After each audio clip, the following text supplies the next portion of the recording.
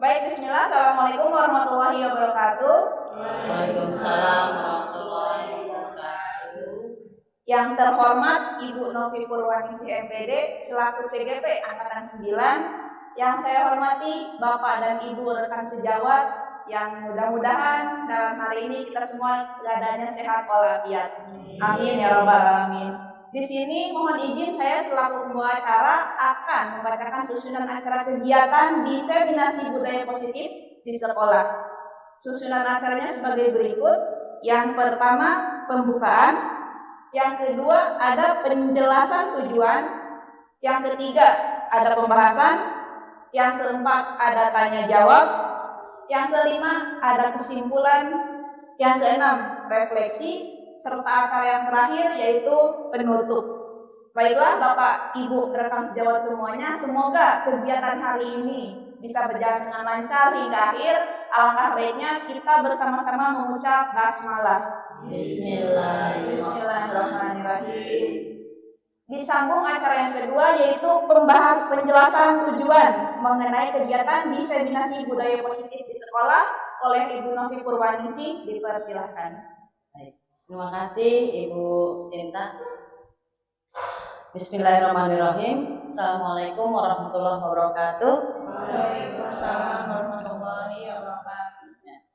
Terima kasih pada rekan-rekan semua, Bapak Ibu guru yang sudah berkenan meluangkan waktunya hadir dalam kegiatan diseminasi budaya positif. Apa yang saya peroleh pada saat materi modul saya di 1.4 pada pendidikan guru penggerak, insya Allah akan saya transfer ke Bapak Ibu semua yang mudah-mudahan bisa menambah wawasan keilmuan kita. Saya berdiri di sini bukan tentu saya yang paling pintar, paling tahu, namun kita bersama-sama saling belajar sehingga arti dari pendidikan guru penggerak ini yaitu dapat bersama-sama membangun sebuah budaya yang positif di lingkungan kita dan memiliki kebermaknaan ya bagi siswa-siswi kita semua. Oke. Untuk judulnya sendiri adalah tentang budaya positif. Tadi pembukaan sudah ya Bapak Ibu. Nah, untuk tujuan dari kegiatan diseminasi ini yaitu yang ingin saya berikan yaitu berbagi pemahaman. Jadi kita sharing di sini Bapak Ibu ya. Sharing mengenai budaya positif yang ada dalam pendidikan guru penggerak. Kemudian juga sharing memberikan pengalaman dan penerapan mengenai budaya positif pada rekan-rekan guru di lingkungan sekolah kita di SMK Negeri 6 Kabupaten Tangerang ini. Kemudian juga kita membangun budaya positif di lingkungan sekolah bersama seluruh warga. Tidak hanya kita sebagai guru, namun kita membangunnya pun bersama siswa atau tenaga pendidikan, bahkan kita pun bisa mengajak berkolaborasi bersama para wali murid. Itu ya Bapak Ibu. Inilah tujuan pembelajaran yang ingin saya sharingkan kepada Bapak Ibu. Nah, kita pernah mengenal ya, mendengar bahkan ada di sekolah kita yang namanya tim kedisiplinan, kata disiplin, gitu kan ya. Nah, kata disiplin itu mungkin terbayang oleh kita adalah suatu perilaku ya yang harus mengikuti suatu aturan. Ya. Menghubungkan kata disiplin ini tentunya dengan sepanjang kita sekolah tersebut membuat peraturan dan mereka yang melihat peraturan tersebut yang berada di dalam lingkungan tersebut terikat oleh peraturan-peraturan di sini. Oleh karena itu, ya, kata disiplin dihubungkan juga dengan kata tertib, teratur, kepatuhan terhadap peraturan. sebagaimana kita tahu bahwa di SMK Negeri 6 Kabupaten Tangerang pun memiliki tata tertib yang secara tertulis yang sudah dibagikan kepada siswa-siswi siswa-siswi SMK Negeri 6 Kabupaten Tangerang, dan itu diketahui oleh orang tua. Pada saat awal tahun ajaran baru kan kita pernah ya memberikan form tentang belangko pengenalan tata tertib sekolah kita. Apa saja yang tertuang di situ, selama dia menjadi siswa-siswa SMK Negeri 6, dia terikat pada peraturan tersebut. Dan itu harus disetujui oleh siswa-siswi tersebut, ditandatangani, mengetahui orang tua ya sebagai wali muridnya. Nah, oleh karena itu kata disiplin juga terkadang dihubungkan dengan adanya hukuman. Nah, kalau dia tidak patuh terhadap peraturan yang sudah tertulis, maka terkadang kita sebagai guru membuat sebuah hukuman kepada mereka yang melanggarnya. Nah, makanya di sekolah kita dibentuk ada tim kedisiplinan ya, ada beberapa orang. Sebetulnya tim kedisiplinan sendiri di sini untuk menjaga ketertiban ya bagi siswa-siswi atau semua warga sekolah mengikuti peraturan yang tertulis tadi.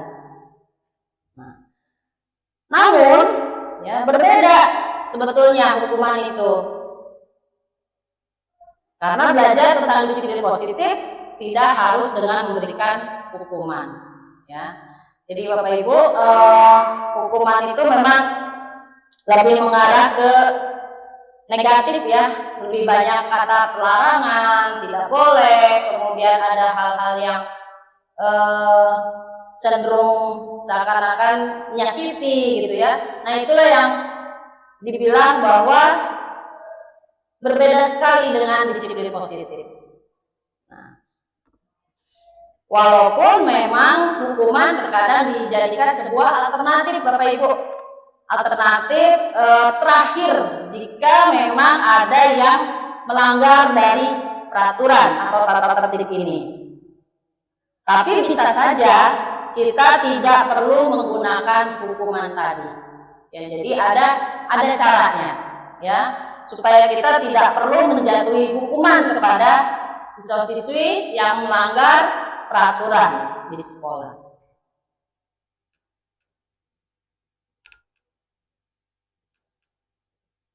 Nah,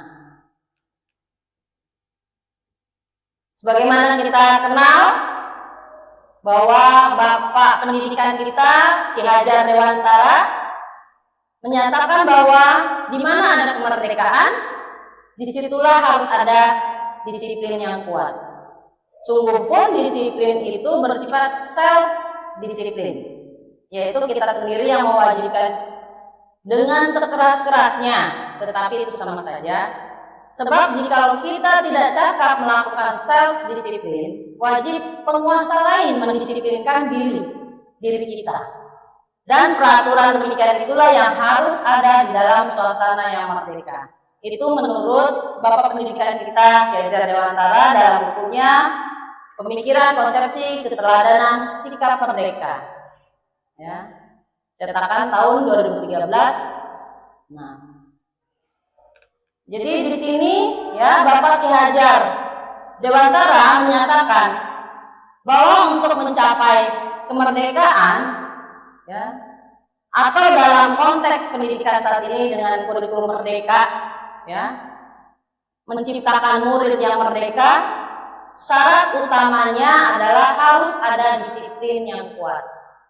Nah, disiplin yang dimaksud adalah disiplin diri yang memiliki motivasi internal. Jika tidak memiliki motivasi internal, maka kita memerlukan pihak lain, maksudnya begitu, dari bahasa yang ungkapan sebelumnya, untuk mendisiplinkan kita atau motivasi eksternal. Nah, karena berasal dari luar, bukan dari dalam diri kita. Jadi merdekanya di sini menurut Ki Hajar Dewantara menginginkan tidak dari luar dulu ya Bapak Ibu, maunya itu berangkat dari dirinya sendiri, motivasi internal dirinya. Jadi ada semacam kesadaran diri bahwa dia untuk melakukan sesuatu itu dia harus bertanggung jawab penuh dengan apa yang dia lakukan. Jadi tidak perlu ada paksaan terlebih dahulu dari pihak luar, sehingga kalau itu terjaga, si anak ya atau seseorang tadi untuk melaksanakan kegiatan apapun, dia akan seminimal mungkin tidak melanggar peraturan, bahkan dia tidak melanggar peraturan karena berangkat sudah dari dalam dirinya sendiri, sudah punya keyakinan sendiri, begitu. Jadi tidak perlu ada motivasi eksternal dari luar. Kemudian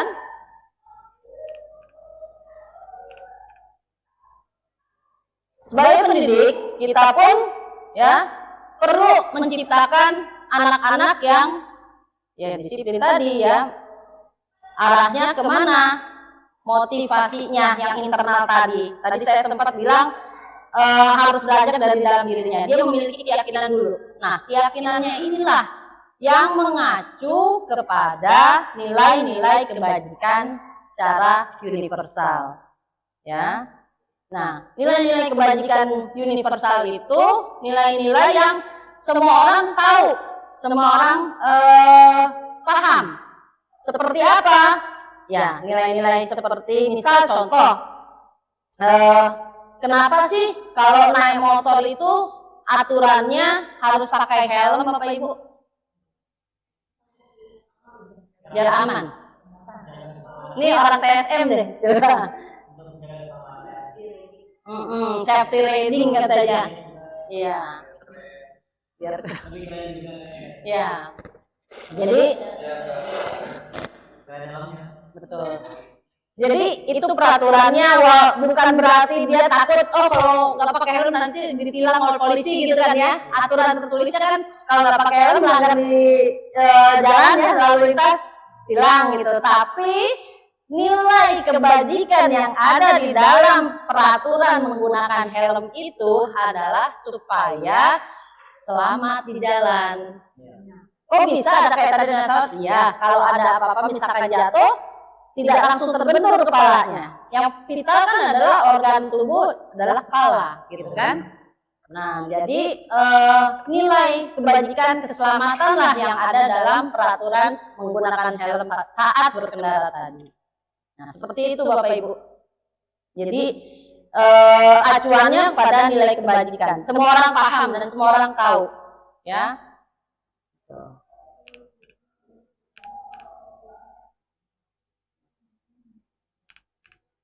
Nah, nilai-nilai kebajikan universal yang tadi saya bilang, yang diketahui oleh masyarakat, yang diketahui oleh semua orang tahu ini, ya, dan disepakati Bapak Ibu, ya, dan itu disepakati, lepas dari suku, bangsa, agama, bahasa maupun latar belakangnya.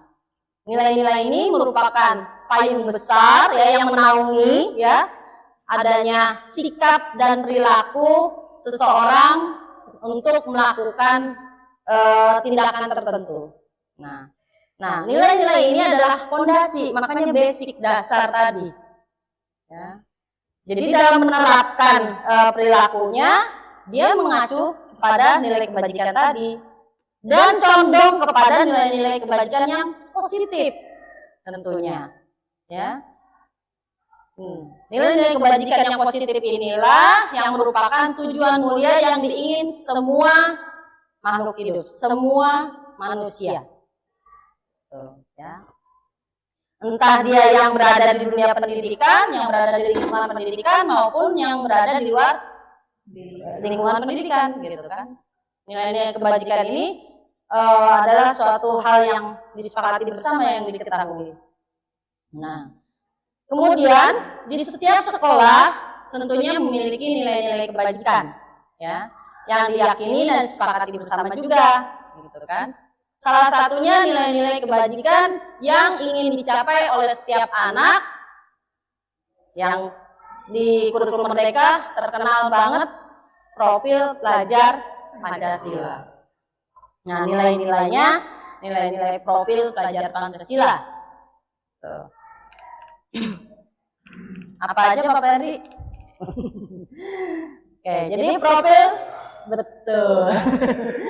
Ya. Jadi profil pelajar Pancasila di sini ya ada beriman bertakwa kepada Tuhan Yang Maha Esa dan berakhlak mulia, ya, mandiri, bernalar kritis, berkebinekaan global, ya, gotong royong dan kreatif.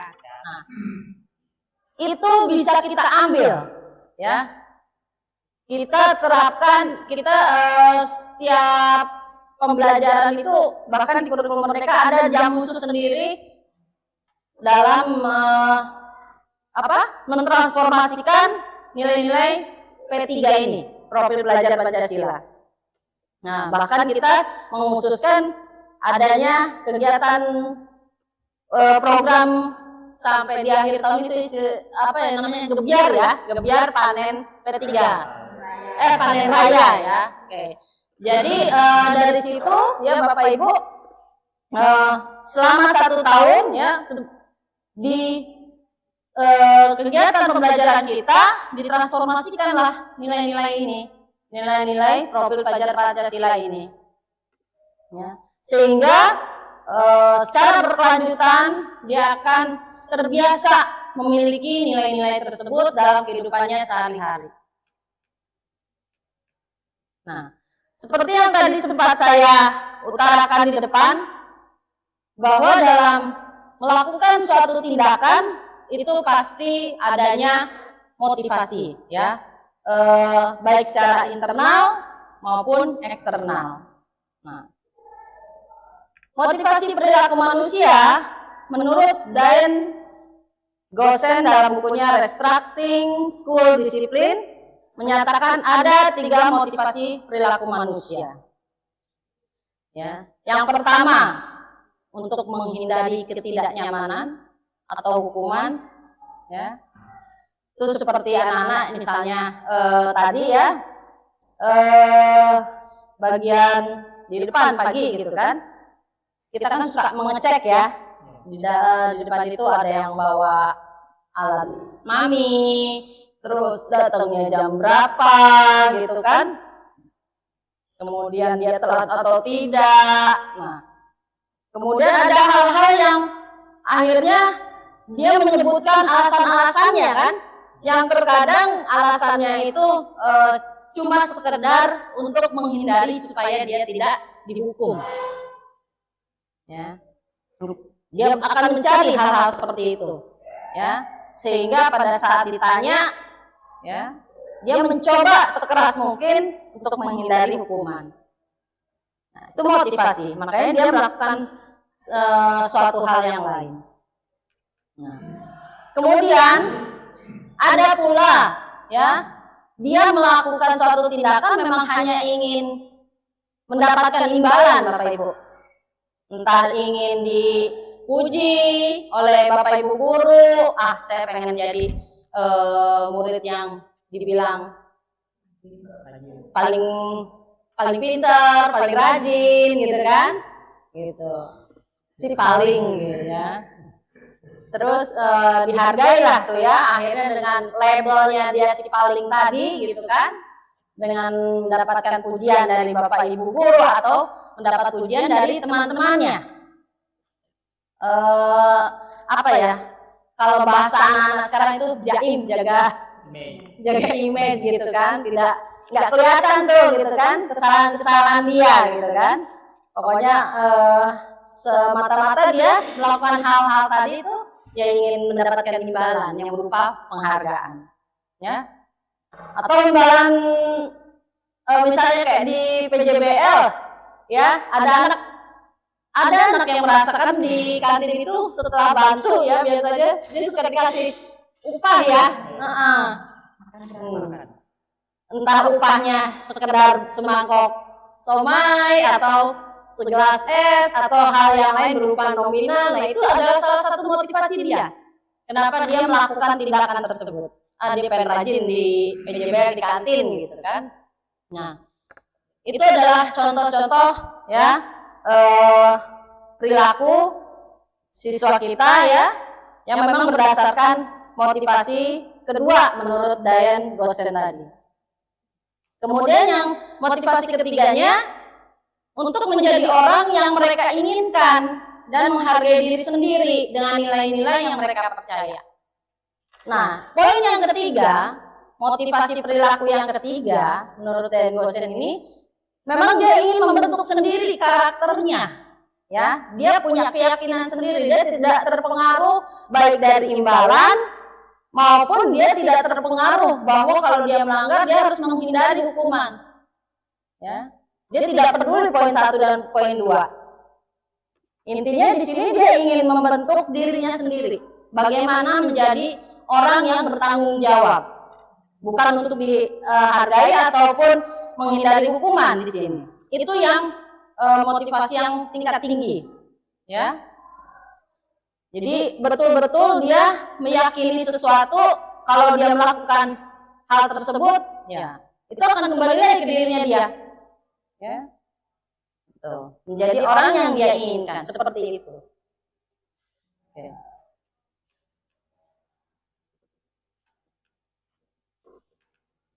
Nah, tadi di awal ya, bahwa hukuman itu adalah sebetulnya posisi bagian akhir kalau sampai menjadi alternatif pada saat anak itu melakukan kesalahan, ya. Namun ada pula kita tidak perlu memberikan hukuman kepada mereka, ya, tidak perlu memberikan hukuman. Nah, dalam menjalankan peraturan, ya, atau keyakinan kelas, ini ada bahasa keyakinan kelas. Bila mana ada suatu pelanggaran, tentunya ya akan kita ulang lagi, tinjau ulang peraturannya itu. Nah, tinjau ulang bagaimana?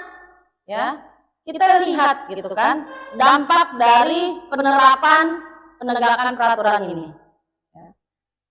Karena tindakan terhadap suatu pelanggaran umumnya berbentuk hukuman atau konsekuensi istilahnya. Nah, kalau di modulnya PGP, ya, pendidikan guru penggerak, ya, bahwa ada istilah, ya, program disiplin positif yang dinamakan restitusi, ya. Jadi selama ini kita hanya mengenal hukuman dan konsekuensi. Anak salah, kita kasih hukuman. Anak salah, terus kita minta konsekuensinya apa? Hanya sampai di situ, ya. Namun, ya, di pendidikan guru penggerak ada yang dinamakan istilah restitusi. Apa sih restitusi? Nah, restitusi adalah proses menciptakan kondisi bagi murid untuk memperbaiki kesalahan mereka, ya, sehingga mereka bisa kembali kepada kelompok mereka dengan karakter yang lebih kuat, itu menurut Gosen, ya. Jadi restitusi ini juga merupakan proses kolaboratif, ya, kerjasama, ya, kolaboratif yang mengajarkan murid untuk mencari solusi, ya, mencari solusi untuk masalahnya mereka sendiri, ya, dan membantu murid berpikir tentang orang seperti apa yang mereka inginkan sebetulnya, dan bagaimana mereka harus memperlakukan orang lain. Itu menurut Chelson Gosen, ya. Oke, Bapak Ibu, yang ngantuk boleh dimakan permennya. Ya, ini memang jam-jam rawan ya Bapak Ibu, ya.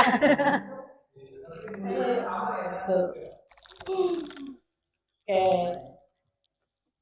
Jadi kelihatan nggak ya Bapak Ibu, ya? Agak sedikit Terlalu kecil. kecil-kecil banget sih memang. Saya bacakan sedikit aja ya.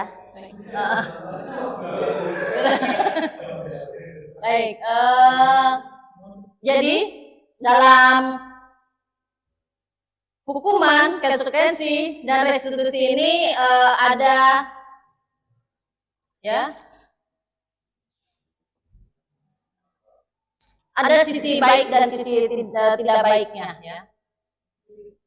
Iya. Ini kan. Gedenya udah full ya Bapak Ibu. Agak mendekat sedikit, mohon maaf saya. Nah, hukuman itu lebih mengarah kepada identitas yang gagal. Ya. Sedangkan untuk identitas yang sukses, ya, itu lebih mengarah kepada konsekuensi dan restitusi. Ya. Itu. Nah, di sini, ya, yang seperti apa sih yang identitas gagal kalau kita menerapkan hukuman? Ya. Nah, pada saat murid atau anak belajar menyembunyikan kesalahan, kita memberikan hukuman.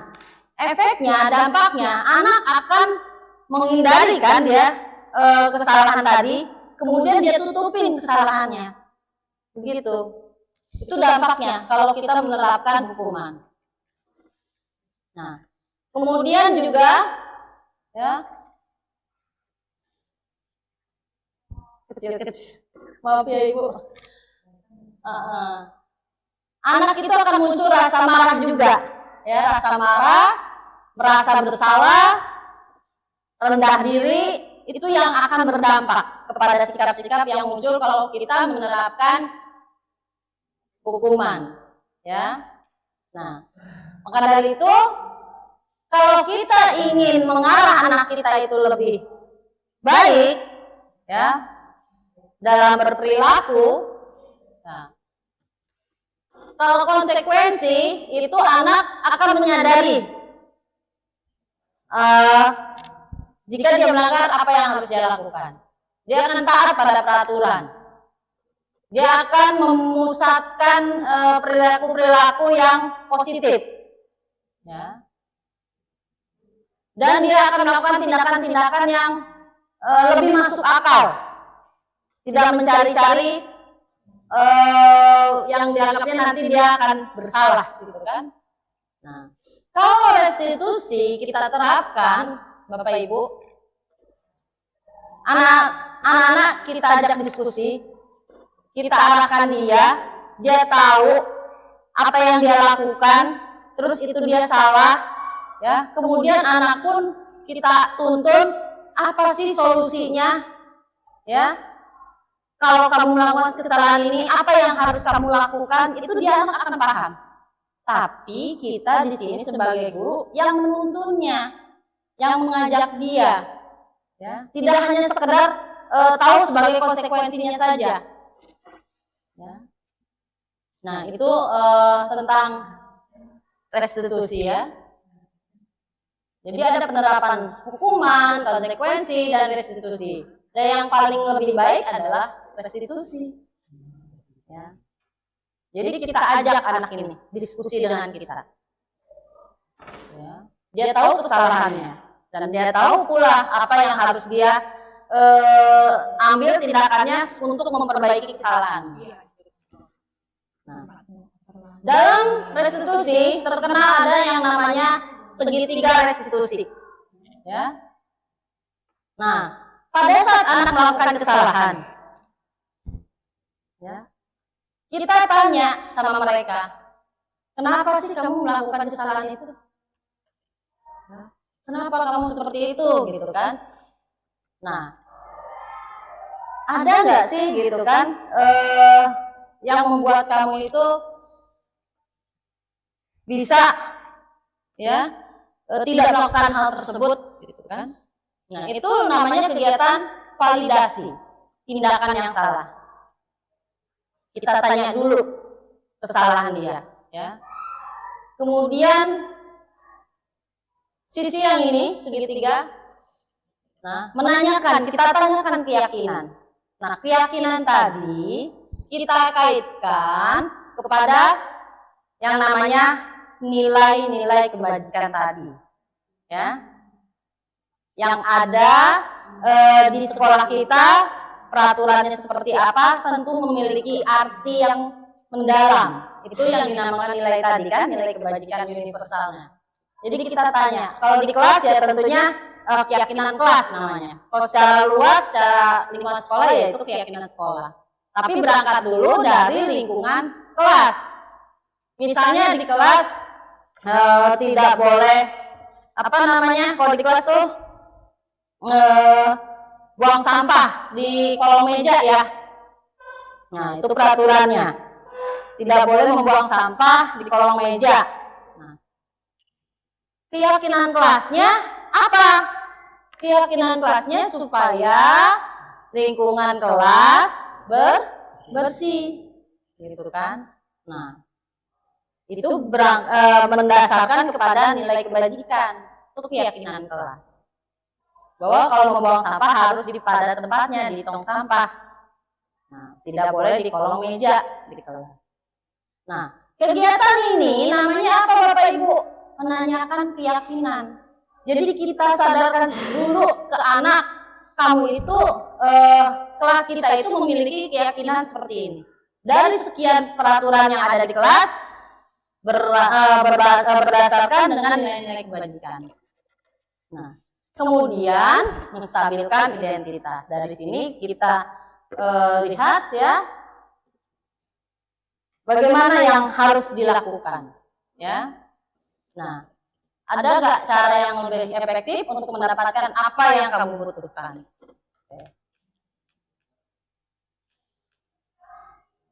Nah, ini yang tadi saya bilang, keyakinan kelas. Ya.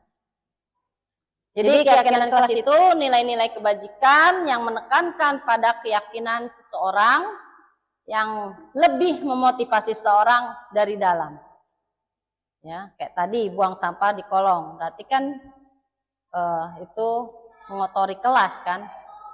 Nah, jadi supaya lingkungan kita bersih, ya. Seseorang akan lebih tergerak dan bersemangat untuk menjalankan keyakinannya daripada hanya sekedar mengikuti serangkaian peraturan tertulis tanpa makna. Nah, jadi itu tadi makanya ditekankan berasal dulu dari motivasi internalnya, ya, arti sesungguhnya dari peraturan tersebut.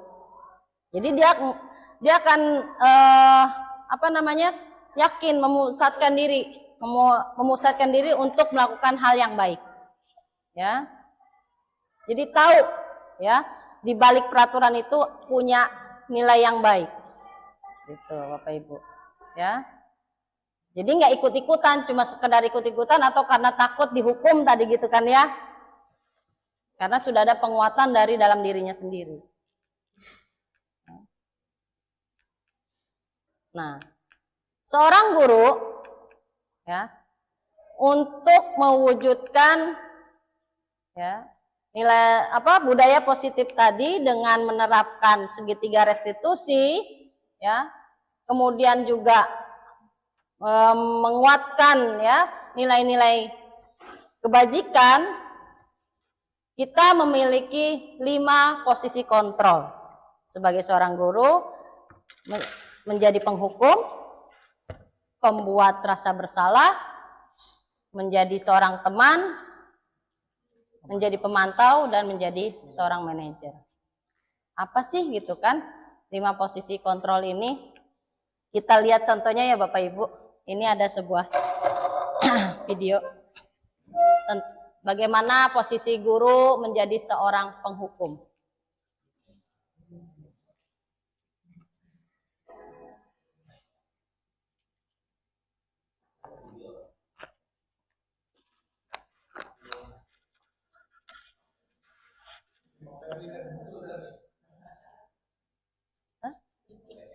Habis.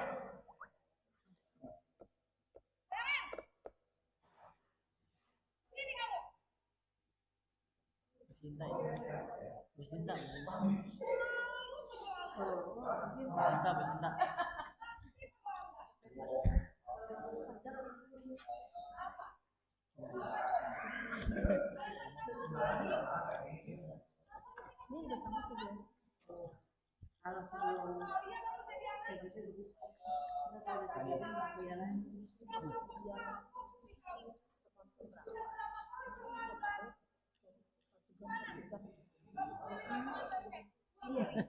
Tuh, suruh keliling katanya.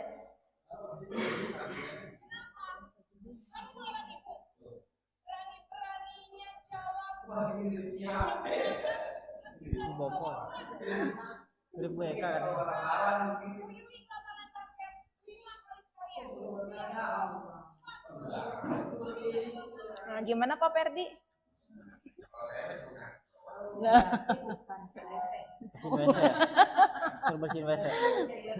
Nah, jadi ini tipikal yang sering kita temui ya Bapak Ibu ya.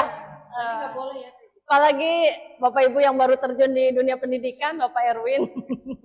Jadi begitu lihat ya, memang harus banyak-banyak belajar. Guru tuh ya kalau bisa ya jangan ke arah sini gitu kan.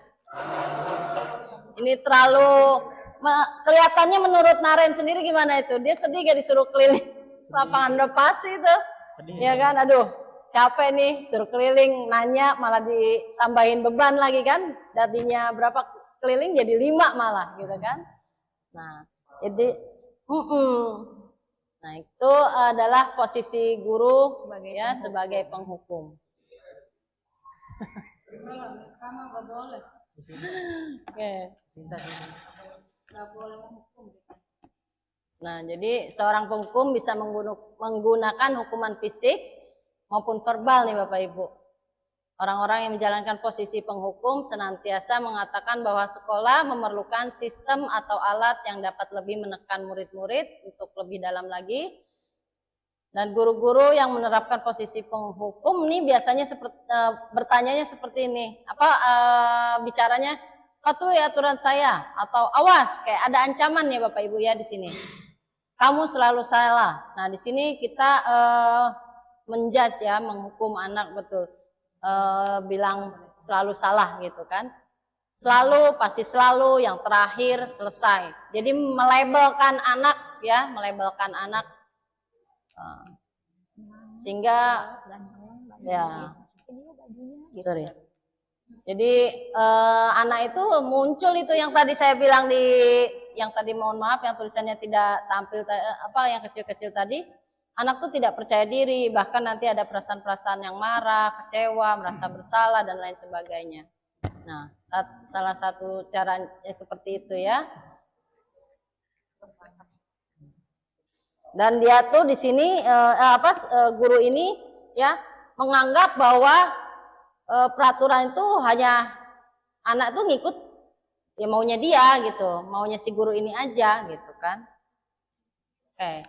Kita lihat posisi kontrol yang kedua Bapak Ibu.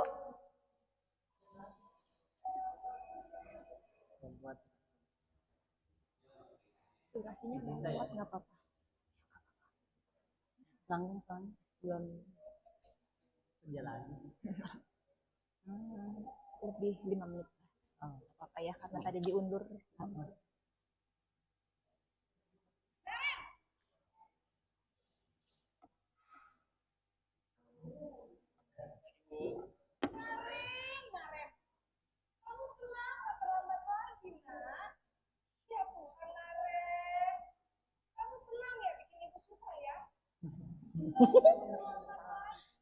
Nanti ibu yang ditegur bapak kepala sekolah, nak. Sangka ibu tidak bisa membina kamu. Tuh, gimana ini? Dari pengajar. Kamu suka ya kalau ibu ditegur bapak kepala sekolah?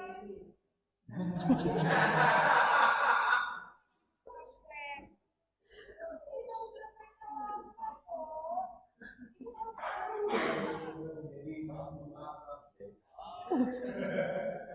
ya sudah, lain kali jangan bikin urusan lagi ya nak ya.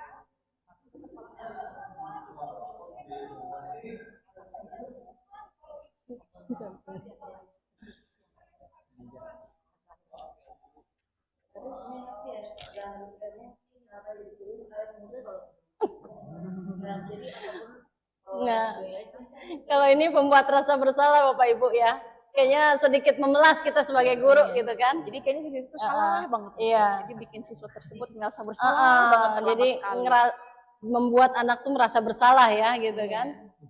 Aduh, nanti kasihan si ibunya ditegur Ibunya bapak sampai kepala jantungan. sekolah gitu kan.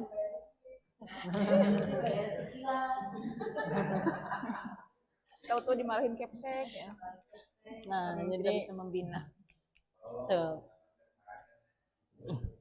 Jadi ada kalimat-kalimat yang ya seperti ini. Ibu Ya. sangat kecewa. Ibu sangat kecewa sekali dengan kamu. Berapa kali ibu harus memberitahu kamu gitu kan ya. Iya, jadi betul-betul ya. Jadi anak itu nanti akan muncul rasa rendah diri ya Bapak Ibu. Rasa bersalah gitu, rendah diri gitu. Nah. Nih yang paling sering gimana coba kalau orang tua kamu tahu kamu berbuat begini. Ini udah paling sering ini kalimat ini nih. Ya. Orang tua tahu nggak kamu bolos? Orang tua tahu nggak kamu terlambat? Gitu kan. Nah di posisi ini murid akan memiliki penilaian diri yang buruk terhadap diri mereka. Jadi dia akan ngecap sendiri dirinya juga jelek gitu kan si murid ini. Dia merasa nggak berharga dan mengecewakan orang-orang yang dia sayanginya, orang tuanya gitu kan. Nah ini posisi kontrol yang ketiga Bapak Ibu sebagai teman.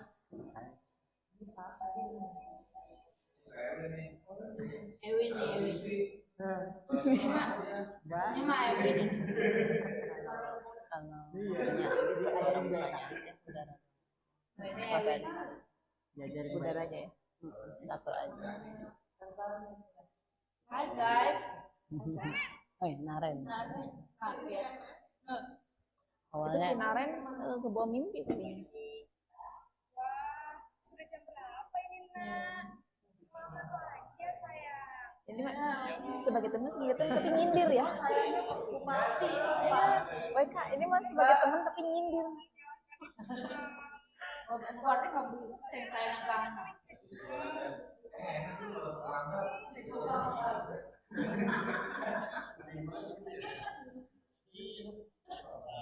Ada ini mah jadi kacang.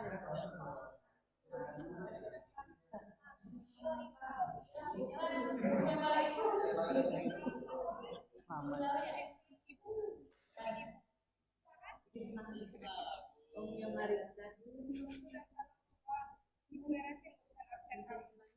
Kamu ini ada saja.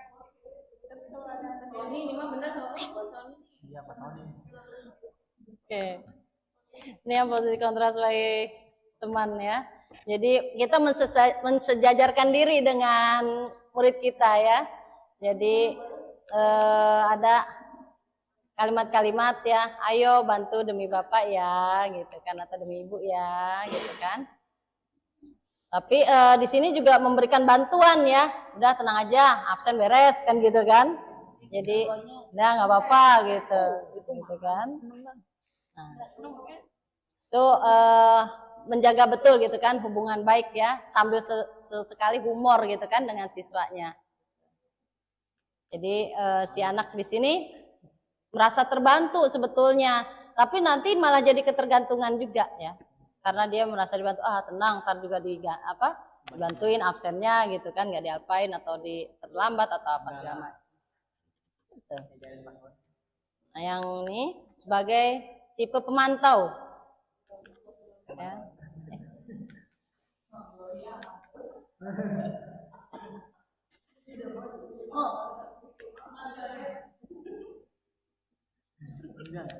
Sorry, tar dulu.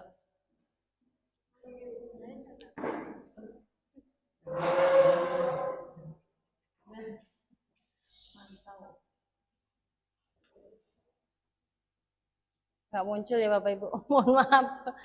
Ini kenapa jadi tidak muncul?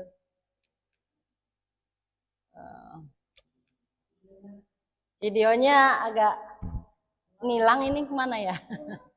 Mohon maaf nih Bapak Ibu, agak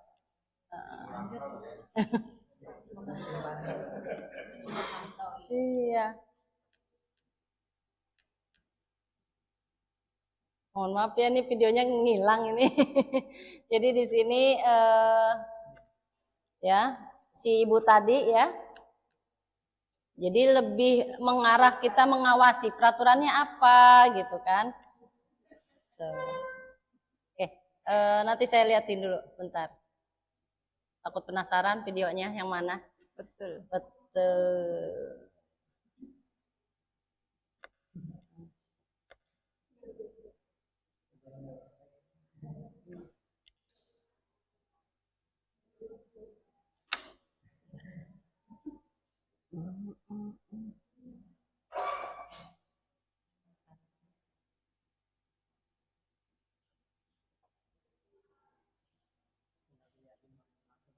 Pemantau. Nah, yang ini.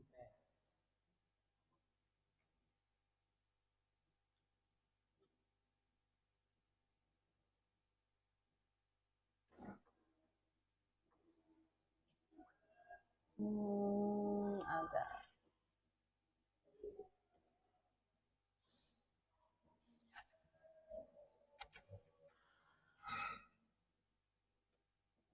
Tak muncul ya tadi ya.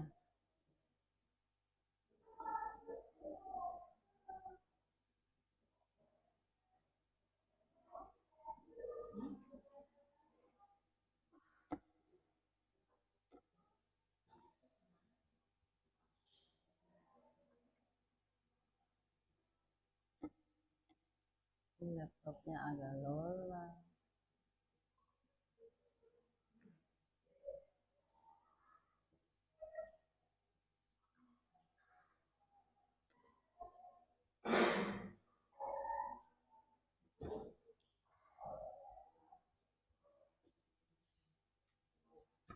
Maaf ya Bapak Ibu, ini agak lambat ini videonya.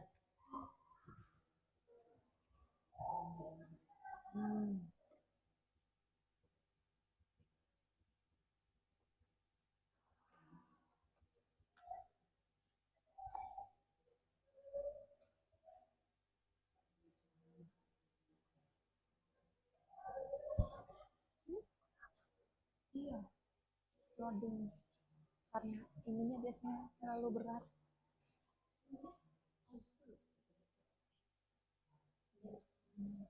Matikan dulu saja.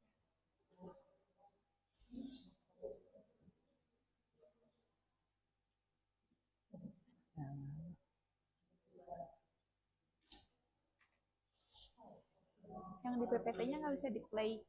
Coba yang di PPT-nya. Ya, itu ngapa jangan di close, di minimize aja.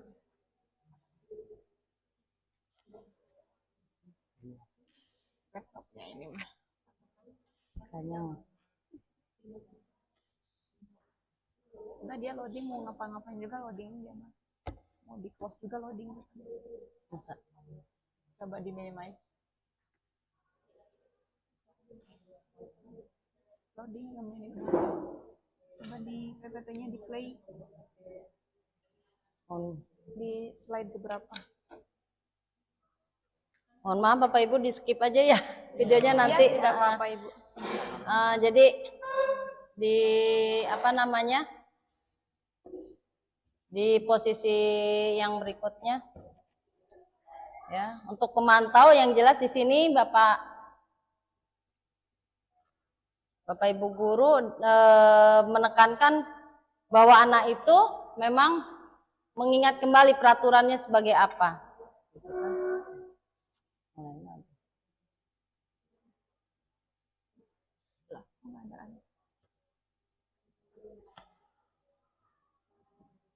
Ini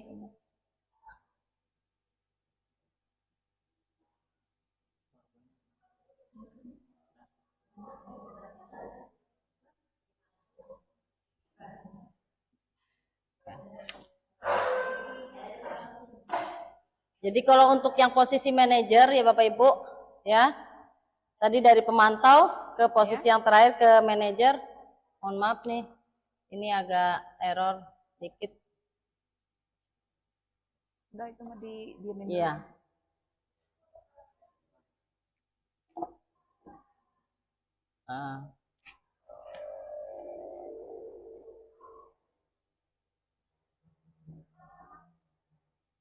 Dari awal lagi. Oh iya.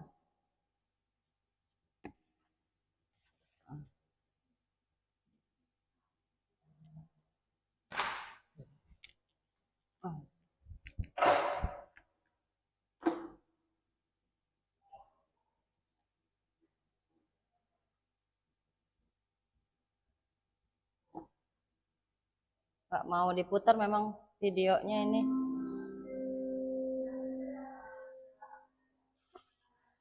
Ya.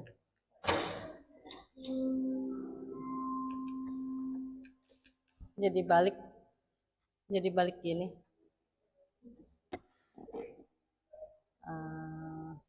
Jadi dia agak slow respon. Iya. Ini gimana nih baliknya? Sini tetap ya? Ke Iya, escape. ESC dulu aja. ESC ya.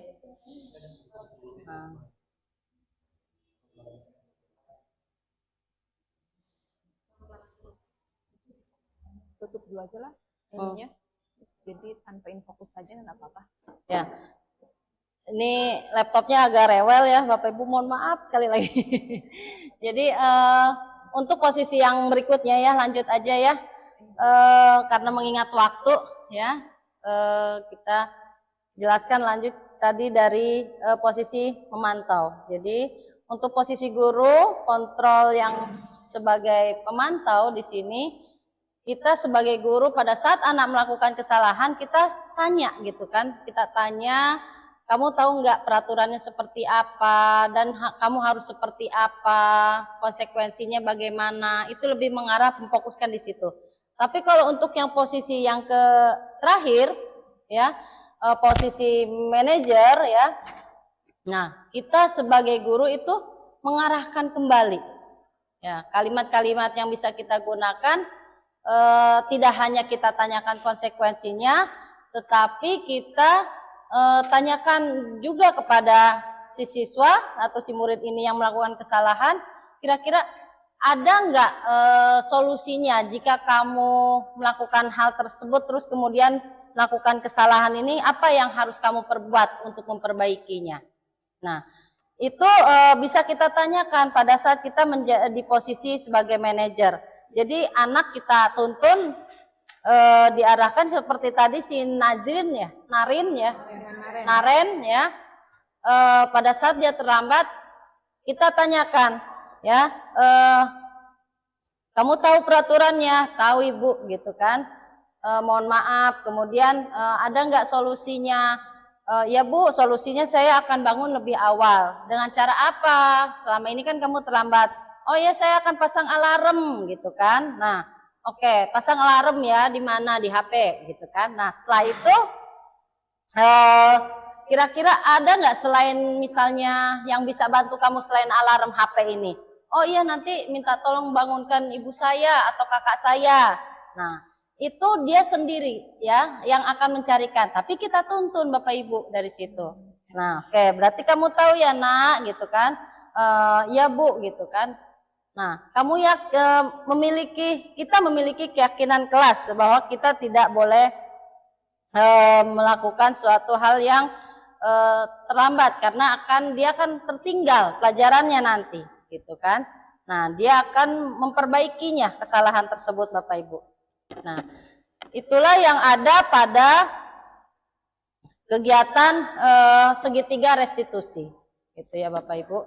Jadi 5 posisi kontrol ini bisa kita gunakan untuk mewujudkan budaya positif di lingkungan sekolah.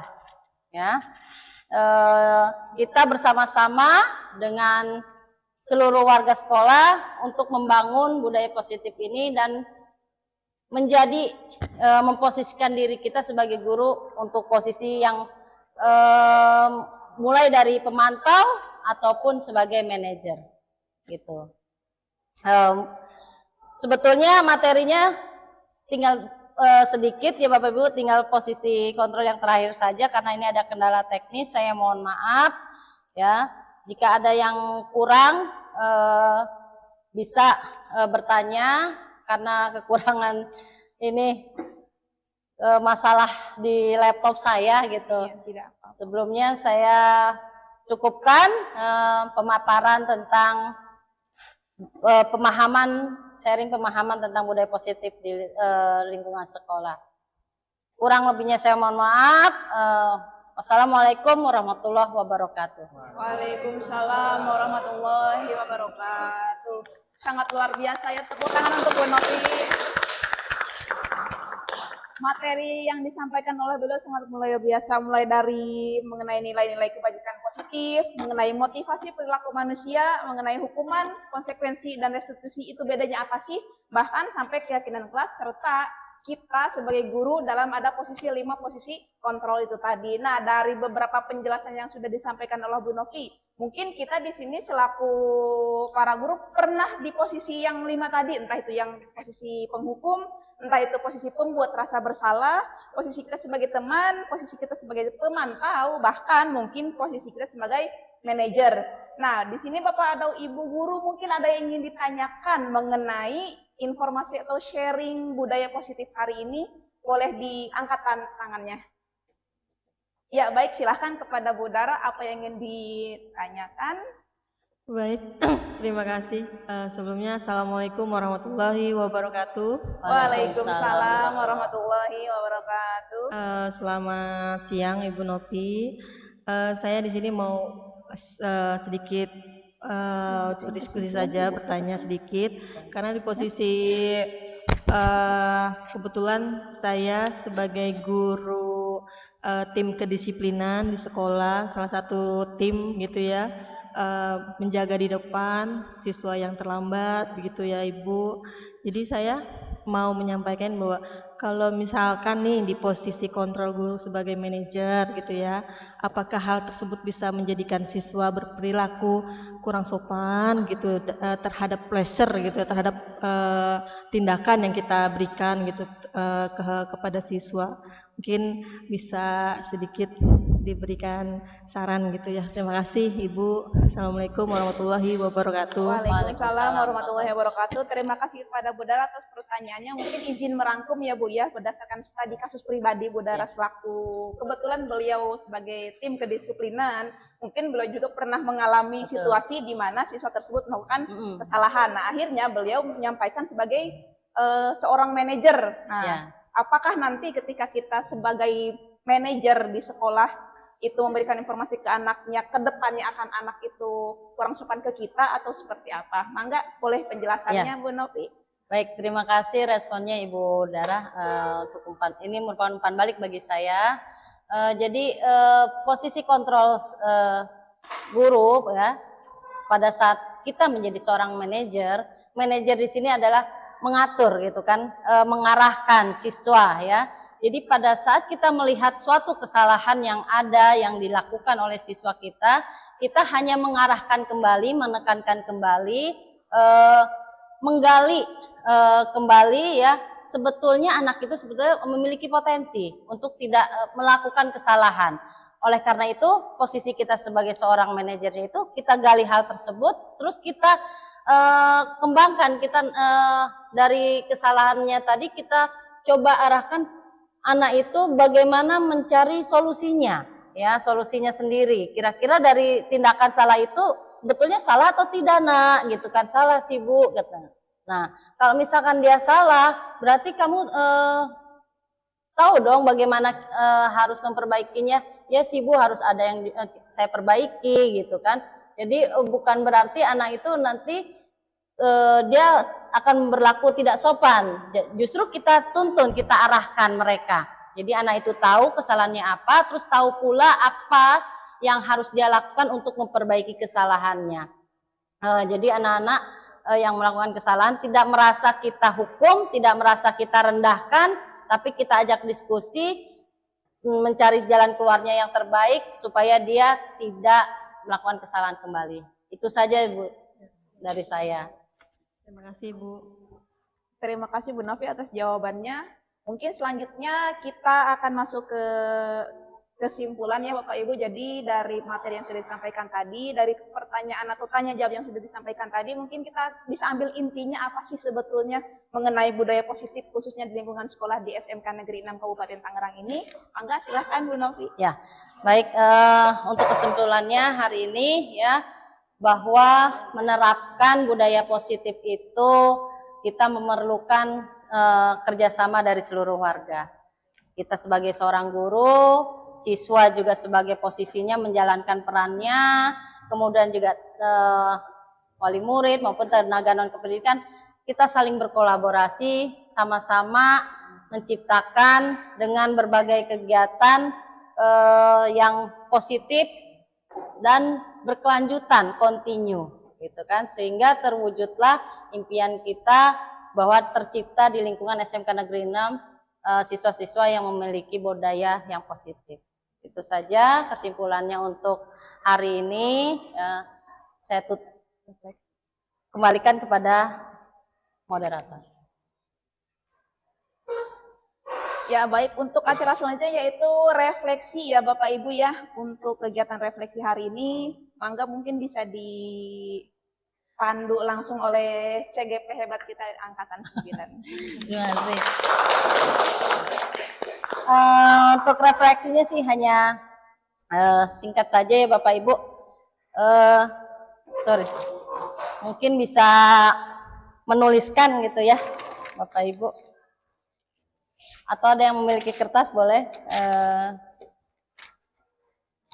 tinggal tanyakan kembali ke diri kita masing-masing gitu aja. Saya hanya ingin mengetahui gitu kan, apakah kita sedikitnya atau sebanyaknya gitu Sebaiknya seperti apa? ya sebaiknya sebagusnya sudah pernah gitu ya melakukan apa yang namanya segitiga restitusi sesuai masing-masing posisi kontrol tadi. Menanyakan kembali saja, boleh, nggak apa-apa.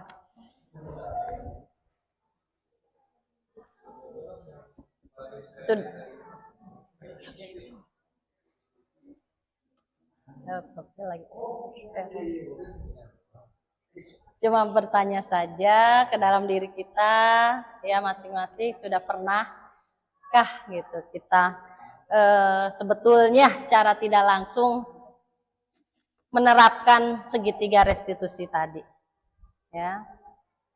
Jadi menanyakan, ya kan, pada anak, ya, terutama tentang keyakinan diri, gitu kan, keyakinan kelas, gitu. Jadi kita bangun sama-sama budaya positif di lingkungan kelas kita dulu, ya.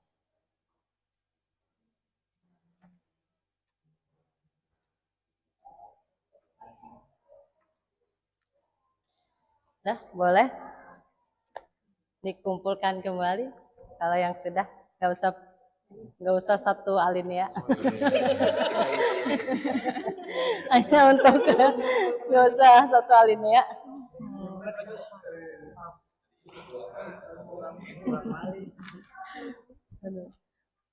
Kegedean enggak?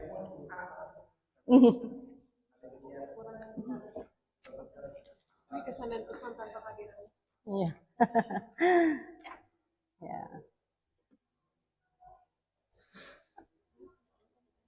Cinta untuk itu ya Bu, untuk membina acara. Membina upacara. Iya. Jawaban apa ini? Bukan. Dia jawab jawaban juga cinta. Iya nggak cukup ada. Jawaban surat cinta ada buku. Ya. Baik. Alhamdulillah ya Bapak Ibu, secara saya baca ini secara tidak langsung ya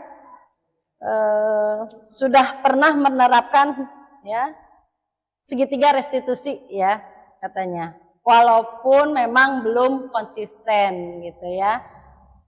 Oke, ini terima kasih semuanya, kurang lebih hampir semua sama menjawab seperti itu ya. Terima kasih Bapak Ibu guru, mudah-mudahan kita bisa berkolaborasi lebih mendalam lagi untuk meningkatkan ya lingkungan yang positif, budaya yang positif di sekolah kita. Amin. Saya kembalikan kepada moderator kembali untuk menutup kegiatan. Baik, terima kasih Bu Novi. Alhamdulillah ya Bapak Ibu, acara demi acara telah kita lalui bersama. Saya selaku moderator pada kegiatan diseminasi budaya positif hari ini, mohon maaf apabila selama memandu acara pada hari ini mungkin ada kata-kata yang kurang baik atau kurang enak didengar. Langkah baiknya jika kita tutup kegiatan hari ini dengan bersama-sama mengucap hamdalah. Alhamdulillah. Alhamdulillahirrahmanirrahim. Saya selaku moderator undur diri. Assalamualaikum warahmatullahi wabarakatuh. Waalaikumsalam warahmatullahi wabarakatuh. Terima kasih Bapak Ibu. Semuanya teman-teman saya yang baik. Yuk, Kita kan behind the scene. Wow. behind the scene. Aduh.